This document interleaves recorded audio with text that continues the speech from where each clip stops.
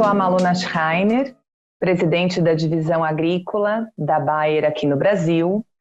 Eu estou na companhia desde 2003, ingressei como estagiária, então esse ano completo 18 anos.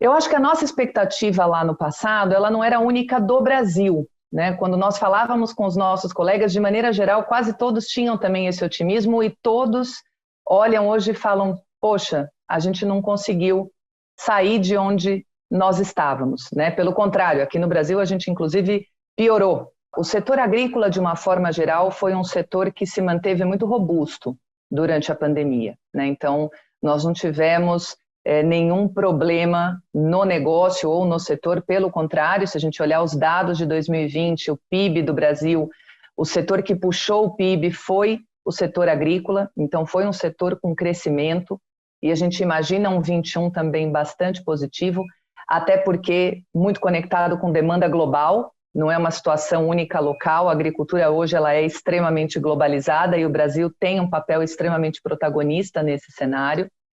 Agora, quando a gente olha para as nossas operações, para o nosso time, para a nossa operação, tem um lado positivo, que é a gente já aprendeu a lidar, então a gente já aprendeu a estar próximo do cliente, mesmo distante, a gente já aprendeu a estar próximo dos nossos colaboradores através da câmera do computador, através das inúmeras comunicações que a gente faz remotas e não mais naquele contato 1 a 1.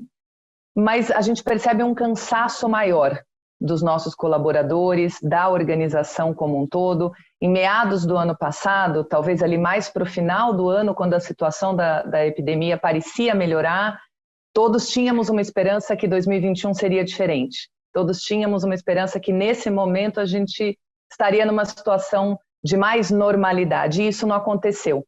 Então, o que eu acho que é percebido, né, nesse 21, nesse momento, e a preocupação maior que nós temos hoje é com a saúde mental. Ela é menos com a incerteza, ela é menos com o negócio e ela é mais com o cuidar das nossas pessoas que muitas vezes estão cansadas. Todos nós, né? Eu também não estou isenta desse processo. A falta de uma previsibilidade de quando essa potencial normalidade pode voltar, traz um peso grande, né, para discussões internas com a nossa organização, como que a gente pode fazer esse processo ser mais leve, e de fato a nossa expectativa é que a gente estaria num momento diferente. Infelizmente ainda não estamos. Eu acho que muito dessa expectativa vem de uma falta de conhecimento, de uma falta de saber o que é essa doença, de saber o que é essa situação epidemiológica, a discussão de cepas, de novas variantes, que tecnicamente, e aí claro, eu não sou uma expert no assunto, mas a gente vê que também traz uma complexidade, e eu acho que no Brasil especificamente a gente precisa de fato ter uma coordenação maior, uma coordenação mais efetiva de todos os setores, né? Acho que obviamente o setor governamental tem um papel fundamental nesse processo, tem um papel sim de liderar essa coordenação. O setor e a sociedade civil também estão se organizando, a gente vê várias iniciativas, a iniciativa, por exemplo, do Unidos pela Vacina, liderada pela Luísa Trajano, é uma das iniciativas da sociedade civil. A gente como companhia, a gente como Bayer, tem feito várias contribuições e também tentado dar a nossa contribuição para essa situação. No ano passado, a gente teve um investimento no Brasil, uma doação de mais de 5 milhões de reais para necessidades da Covid-19. Esse ano, a gente já fez uma contribuição até hoje de quase 3 milhões, 2,7 milhões para o Unicef. A gente está hoje com uma campanha na companhia, que é uma campanha colaborativa entre a companhia e os colaboradores. Então, para cada real que um dos nossos colaboradores doa para uma instituição que ele escolhe, né, para populações mais vulneráveis durante a pandemia, a companhia coloca mais R$1 nessa campanha colaborativa de doação. A gente imagina investir mais de 1 milhão também nessa iniciativa. Então, Acho que é o momento da gente se unir. Acho que é o momento da gente se unir como sociedade civil, obviamente, cobrar uma coordenação das autoridades que cabem essa coordenação, mas a gente, do nosso lado, vai precisar também mover o máximo possível para sair o quanto antes dessa situação. A Bayer, por ser uma empresa que opera em mais de 140 países, nós estamos sempre muito próximos e em contato com o que está sendo feito nos governos, não só o governo brasileiro, outros governos também, principalmente porque impactam a nossa atividade. O que a gente vê é que, sem dúvida nenhuma, tem muita coisa positiva quando a gente olha, e aí trazendo um pouquinho, puxando para o lado agrícola, quando a gente olha alguns códigos, algumas regras, algumas políticas que existem no Brasil. Eu citei para você a importância e a seriedade de políticas como a aprovação de produtos, mas a gente acredita que sim, tem espaço para evolução em todas as esferas, sim, buscar reformas que vão não só impactar a indústria ou empresas como a Bayer, mas impactar a população brasileira como um todo. A gente precisa perseguir, a gente precisa avançar. Infelizmente, né, acho que o ano passado, com a pandemia, muita coisa que nós tínhamos a expectativa que avançaria, não avançou, e realmente, como mundo e como país, a gente está numa situação quase que de inércia em muitas dessas discussões, mas a gente vê como fundamental mover essa pauta, mover essa agenda de reformas em todas as esferas do governo, e o nosso papel como companhia é apoiar, é participar das discussões aonde for cabível, como uma empresa líder do mercado agro aqui no Brasil, mas a gente vê que isso é urgente, é necessário, e infelizmente, em função da pandemia, em função de tudo que está acontecendo, gostaríamos de ver avanços maiores do que tem hoje. O Brasil é uma agricultura tropical, então muitas vezes a gente vê dados, o Brasil na utilização de determinados produtos químicos. A agricultura tropical, ela é uma agricultura que ela sofre muito mais que a agricultura temperada. E o que é uma agricultura temperada? Hemisfério Norte, Estados Unidos, Europa. O que acontece de diferente no Brasil? A gente tem um ataque muito maior de doenças e pragas, muito maior do que a agricultura temperada. Então a gente precisa de técnicas, de produtos, de ferramentas de controle dessas doenças e pragas, distinto do que existe, por exemplo, numa agricultura tropical, porque senão não é viável produzir, não é economicamente viável você ter uma produção de larga escala, lembrando que a agricultura no Brasil é hoje 1/4 do nosso PIB agrícola, então não é só uma questão de produção de alimentos, é uma questão de geração de renda, geração de riqueza, movimenta muitas das nossas cidades no interior do Brasil. O Brasil tem uma das legislações mais rigorosas do mundo. Nós somos uma empresa com sede na Europa e, inclusive, os nossos colegas da nossa matriz, os nossos pesquisadores e cientistas, usam o sistema regulatório brasileiro como um exemplo.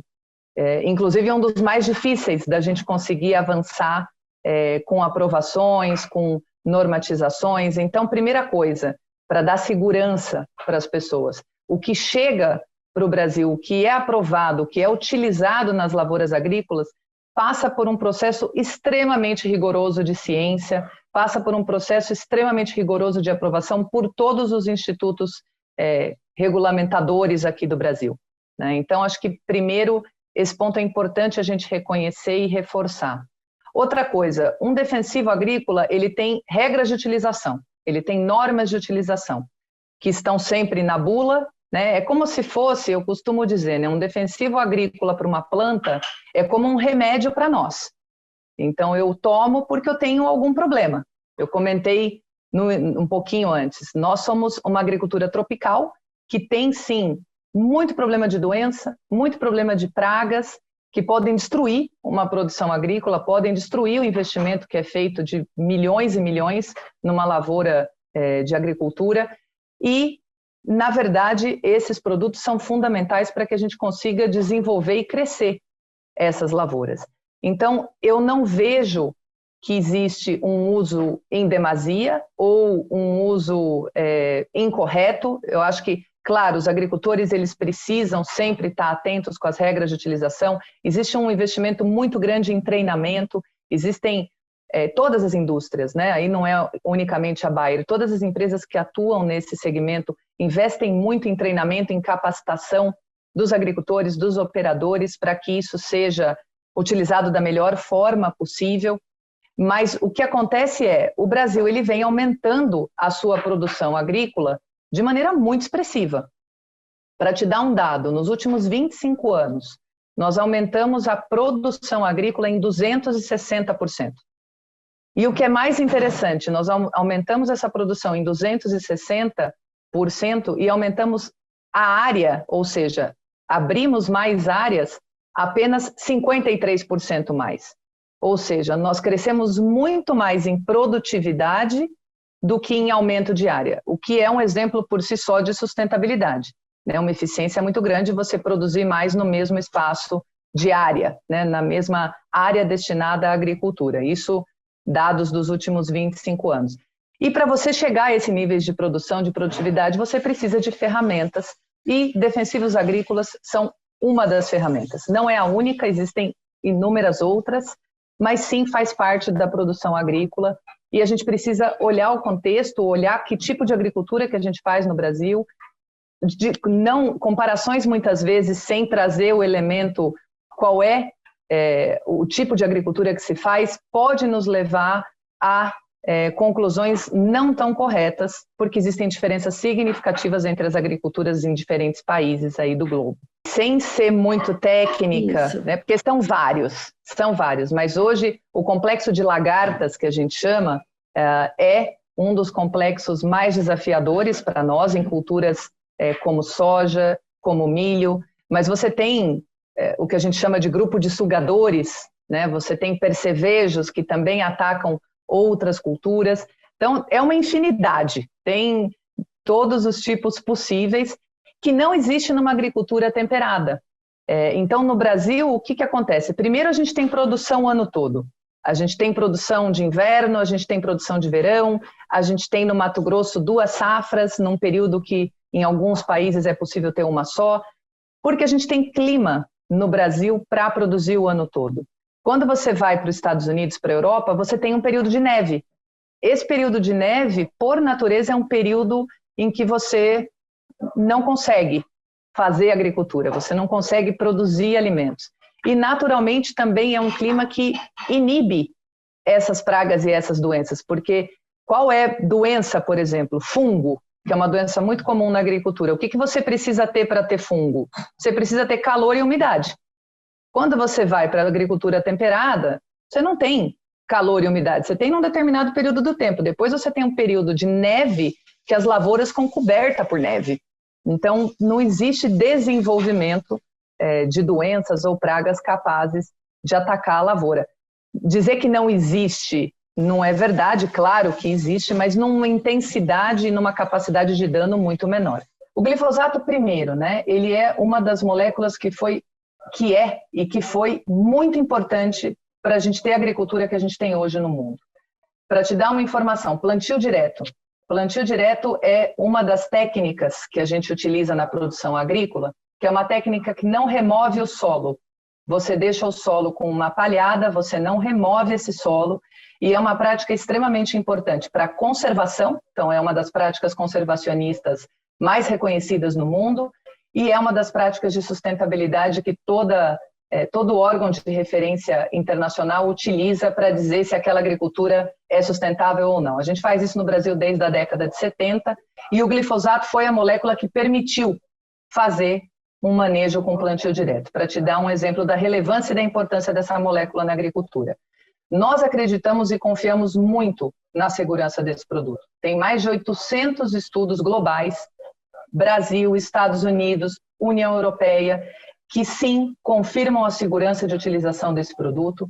Como eu falei anteriormente, não só o glifosato, todo produto, ele tem regras de utilização, ele precisa ser utilizado obedecendo o que está indicado na bula, obedecendo o que é recomendação do produtor, do fabricante. Hoje, obviamente, a Bayer não é a única empresa que produz essa molécula, porque é uma molécula utilizada no mundo todo, todas as empresas, de uma certa forma, têm no portfólio, mas nós acreditamos e estamos muito seguros de que é um produto não só que a gente deve utilizar, que a gente precisa utilizar. A agricultura no mundo, sem uma molécula como o glifosato, isso, obviamente, né, não sou só eu falando, os agricultores trazem muito esse ponto, começa a ser bastante desafiador. Então, a gente não tem dúvida alguma de que é um produto seguro e fundamental para a agricultura. Diversidade é você convidar para o baile. Inclusão é você chamar para dançar. Então, isso é o que a gente precisa buscar, isso é o que a gente busca como organização. Porque só trazer a diversidade, mas colocar ela num canto e falar, olha, eu sou uma empresa muito diversa, eu sou um grupo muito diverso, mas, no fim, quem toma a decisão é quem costumava tomar.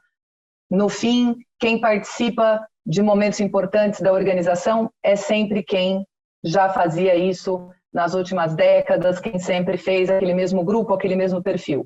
Então, o chamar para dançar passa por aí, né? Passa por fazer com que essas pessoas, de fato, sejam parte muito importante da tua organização. Eu tive a sorte de ter um ambiente que me permitiu ser eu mesma, que acho que é isso que é inclusão, né? É isso que é diversidade, é você poder ser a sua melhor versão naquele ambiente, naquele grupo, naquela empresa. Mas por muito tempo, quando eu ainda estava em outras posições na organização, eu não tinha uma posição de liderança, eu me questionava, eu falava, será que eu vou ter que mudar? Será que eu vou ter que ser diferente? Será que eu vou ter que ser menos feminina? Né? É algo que sempre vem à tona, mas você está num grupo muito masculino, você não pode ser muito feminina. E de verdade, eu fui construindo essa história, o meu estilo de liderança, mantendo muito das minhas características, que são, sim, femininas, né? Eu te dou um exemplo que eu sempre conto porque é uma história que eu me divirto, né? Eu sou aficionada por canetas coloridas, cadernos, coisas que às vezes o pessoal fala, isso é de menina, né? Tudo meu é colorido, meu caderno é colorido, eu tenho o Bic 4 cores, uma coisa que quase ninguém usa. E eu lembro em reuniões com, né, os meus colegas executivos também, eu já ocupava um espaço importante na organização, liderava um dos nossos negócios, e em reuniões, de repente, o pessoal ouvia o cliquezinho da minha Bic 4 cores mudando de cor. E eles me olhavam do tipo, o que é isso, né? Então, de uma certa forma, eu fui arriscando ser eu mesma. Eu falei, eu vou arriscar, né? Porque era muito difícil não ser.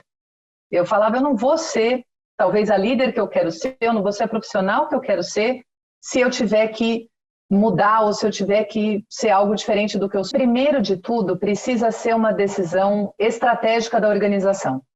Isso precisa começar no C-level, isso precisa começar na liderança mais sênior da organização. Não adianta ser algo, uma iniciativa isolada de um grupo de pessoas, isso precisa fazer parte da pauta estratégica da organização. Precisa ser um tema discutido com a liderança mais sênior daquela companhia. No momento que essa companhia e esses líderes tomam a decisão de colocar isso na pauta estratégica, precisam ser feitos movimentos e ações intencionais. Por muito tempo, acho que as companhias acreditavam, não, isso vai ser natural. Vai ser natural, as mulheres vão ingressar, os negros vão fazer parte da organização. O que a gente está vendo é que se nós deixarmos num crescimento e num movimento orgânico, isso vai levar muito tempo. E a gente não tem esse tempo, a gente não pode ter esse tempo, a gente não pode abrir mão dos talentos que estão no mercado, sejam mulheres, sejam negros, sejam LGBTQ+, sejam pessoas com deficiência, porque simplesmente cada dia mais a gente vai precisar de pessoas, de talentos, de pessoas que vão transformar os diferentes mercados, aí não só a agrícola, todas as indústrias, todos os mercados. Então, precisa ser intencional para esse movimento ser acelerado.